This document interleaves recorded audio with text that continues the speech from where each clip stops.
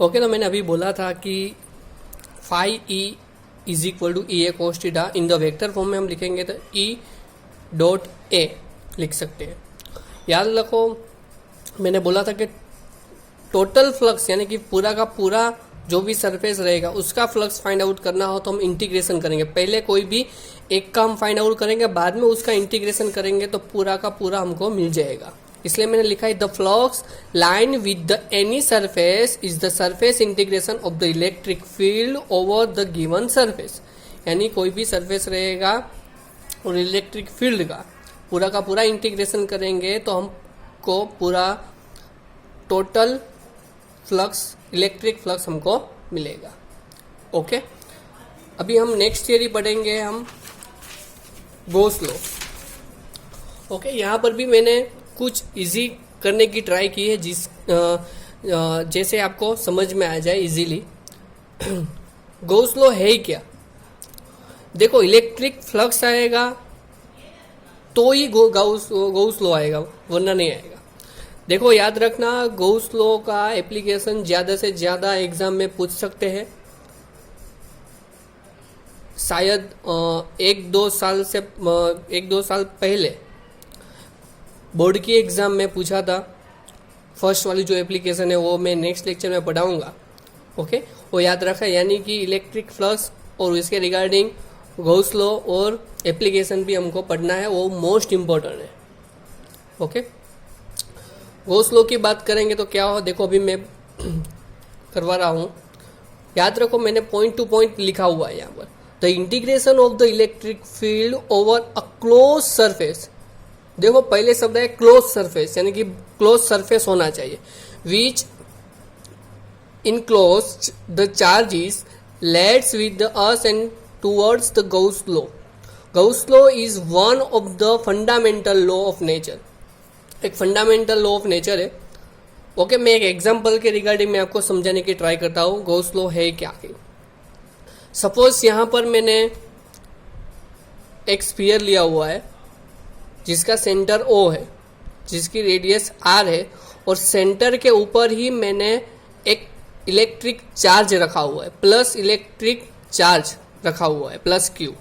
Okay, देखो consider a point a charges plus Q located at the center O of the sphere of radius R. See the figure 1.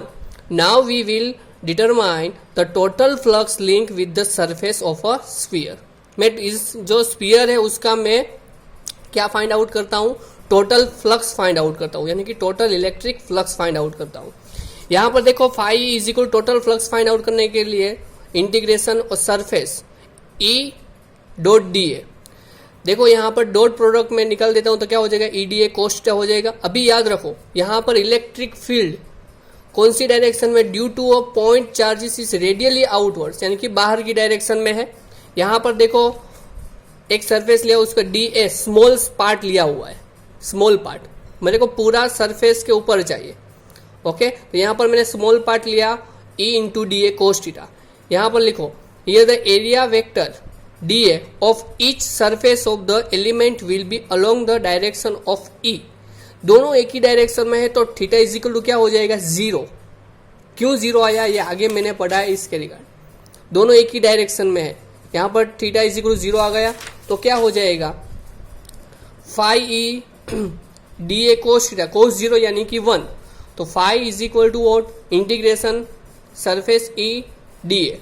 देखो E तो constant रहेगा, electric field okay, यानी कि बाहर की direction में है, और सरफेस यानी कि डीए का एरिया, डीए मतलब एरिया, सरफेस एरिया कितना रहेगा हमारे पास, कितना है 4 पाई आर स्क्वायर। कितना है 4 पाई आर स्क्वायर रहेगा स्फीयर का। तो यहाँ पर k q by r square electric field, r square cut, यहाँ पर के बदले में क्या लिख सकते हैं, 1/4 pi epsilon not into Q. Okay, into 4 पाई तो ही 4 पाई कट, यहाँ पर आया क्या, Q बाय एप्सिलॉन नॉट, यानी कि जो भी इलेक्ट्रिक चार्ज रहेगा उसके डिवाइडेड में कौन सा रहेगा, एप्सिलॉन नॉट रहेगा, उसको हम बोलेंगे गाउस लॉ। यहाँ पर then the phi is equal total flux कितना हो गया, Q बाय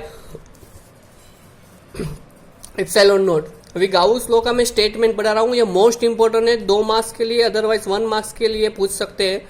याद रखो 2 मार्क्स में उसका स्टेटमेंट और उसका फॉर्मूला भी पूछ सकते हो, और यहाँ पर मैंने जो इक्वेशन डिराइव किया है पूरा का पूरा गाउस लॉ का, वो भी पूछ सकते हैं 2 मार्क्स के लिए शॉर्ट थियरी में। Okay, Gauss law the total, जो मैं स्टेटमेंट पढ़ रहा हूँ स्टेटमेंट पढ़ेंगे तो ही आपको गाउस लॉ का पता चल जाएगा। The total electric flux associated with any closed surface is equal to the ratio of net electric charge। याद रखो जो भी इलेक्ट्रिक फ्लक्स रहेगा तो गाउस लॉ का जो स्टेटमेंट बता रहा है वो क्या रहेगा, टोटल इलेक्ट्रिक फ्लक्स, जो भी टोटल इलेक्ट्रिक फ्लक्स यानी कि ये, और जो भी सरफेस रहेगा उसमें electric charge, net electric charge, otherwise जितने भी इलेक्ट्रिक चार्ज रहेंगे उसका addition enclose by the surface to epsilon naught, यानी कि ratio of q by epsilon naught, ये यहां से आया। ओके, यानी कि सभी का एडिशन होना चाहिए। ओके, याद रखो ये गाउस लॉ का स्टेटमेंट है, गाउस लॉ का स्टेटमेंट है, वो याद रखना है आपको। ओके, फिर भी एक बार पढ़ लेता हूं। The total electric flux associated with any close surface is equal to the ratio of the net electric charge enclose by the surface to epsilon naught. देखो टेक्स्ट बुक में थोड़ा अलग दिया हुआ है, मैंने थोड़ा अलग लिखा हुआ है, जैसे कि आप इजीली समझ सकते हो। ओके, ये एग्जाम में यही लिखोगे तो भी चलेगा, ऐसा जरूरी नहीं कि टेक्स्ट बुक का इसका रिगार्डिंग होना चाहिए। ओके, मैंने इजी लैंग्वेज में लिखा है, इसके लिए आपको इजीली समझ में आ सकते हैं। ओके, अभी ये गाउस लॉ है, उसके सम पॉइंट रखे, कोई इंपॉर्टेंट पॉइंट रहेगा। ओके, दिस लॉ देखो पहला वाला पॉइंट कौन सा है, Gauss law is true for any close surface. Ready, close surface के लिए no matter what is its shape और साइज। याद रखो पहला पॉइंट वो बता रहा है कि ये गाउस लॉ है वो क्लोज सरफेस होना चाहिए, अंदर की बात। ओके, वो उसका साइज के ऊपर मैटर नहीं है, शेप के ऊपर मैटर नहीं है, क्लोज सरफेस होना चाहिए for any close surface.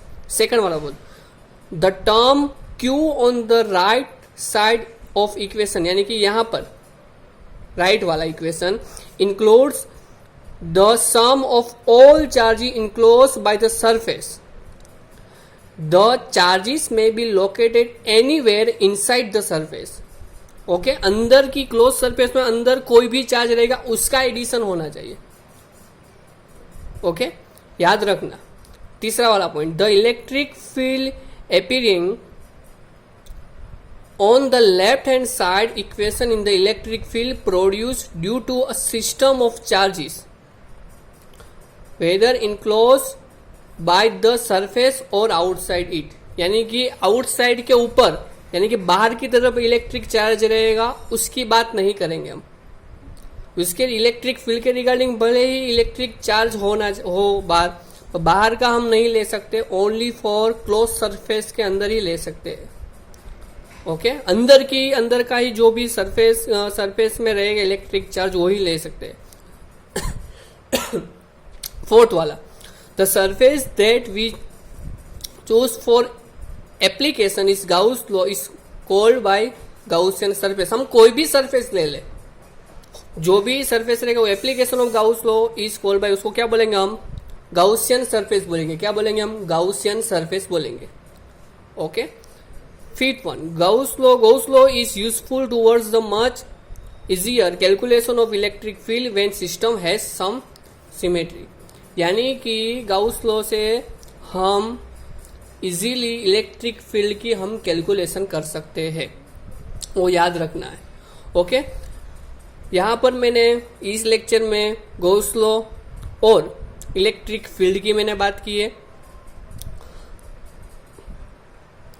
Electric field के रिगार्डिंग इलेक्ट्रिक फ्लक्स की मैंने बात की। दोनों इंपॉर्टेंट टॉपिक है, इलेक्ट्रिक फ्लक्स और Gauss law most important topic है, वो याद रखना इस चैप्टर का।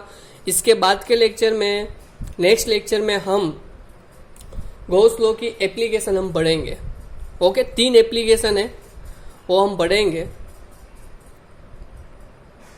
और यहाँ पर मैंने एक PDF रखी हुई है, हमारे ग्रुप में, व्हाट्सएप ग्रुप में मैंने डाला हुआ है, जिसमें आप एक्सरसाइज, एनसीईआरटी की एक्सरसाइज है, उसके न्यूमेरिकल सभी दिए हुए हैं, वो आपको ट्राई करने। इसमें कुछ डिफिकल्टी रहेगी तो मेरे को बोलना। और एग्जाम्पल, चैप्टर नंबर 1 के एग्जाम्पल का भी मैं पीडीएफ रख रहा हूँ, वो भी मैंने रख दिया है, वो भी इम्पोर्टेंट है, वो भी सब करो आप। उसमें कुछ डिफिकल्टी रहेगी फिर भी मेरे को बोलो। Okay, thank you very much.